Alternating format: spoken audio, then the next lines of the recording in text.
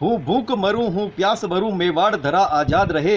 महाराणा प्रताप का जीवन संघर्षशील रहा और उन्होंने अपने जीवन में अंत तक संघर्ष किया और इसी संघर्ष के परिणाम स्वरूप मेवाड़ कभी किसी का गुलाम नहीं रहा।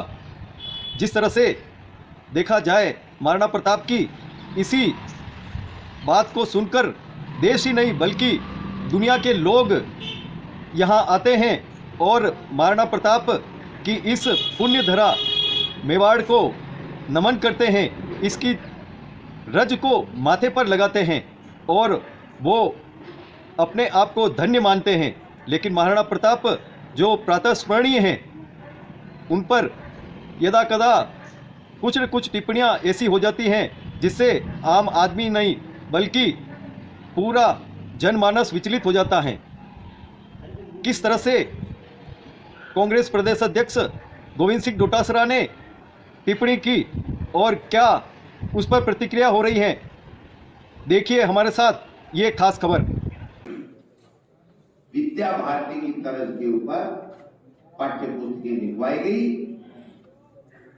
जिसमें महाराणा प्रताप और अकबर के बीच के युद्ध को धार्मिक युद्ध बता दिया।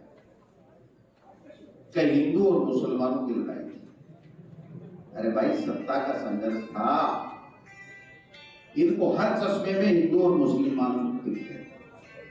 राहुल जी यही तो कहते हैं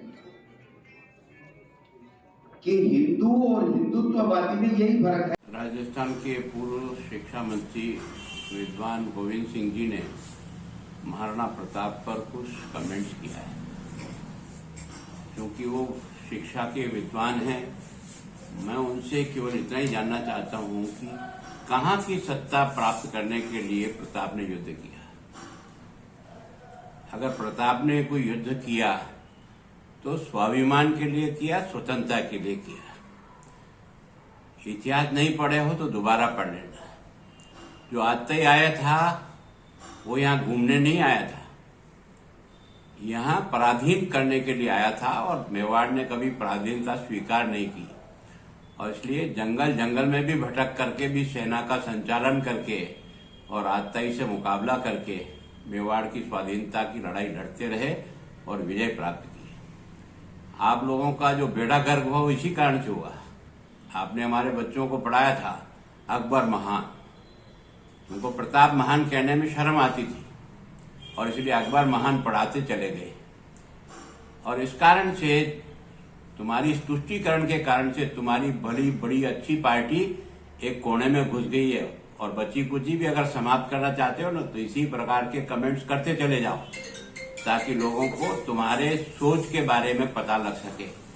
मैं उन विद्वान साथी से एक बार फिर निवेदन करता हूं कि नहीं पढ़ा हो तो प्रताप कोई दिल्ली पे जाकर हमला नहीं किया। दिल्ली ने मेवाड़ की स्वाधीनता के लिए और अपने मूल्यों के लिए और अपने धर्म और संस्कृति की रक्षा के लिए जिन कष्टों में युद्ध किया, दुनिया में शायद ऐसा एक पहला ऐसा व्यक्ति है जिसने संघर्ष और कष्टों को स्वीकार किया। यहाँ तक कि राज के लिए, अरे राज को तो उसने महलों को छोड़ करके भी संघर्ष को जारी रखा। उसका नाम प्रताप है। नहीं पढ़ा हो तो दोबारा पढ़ लेना।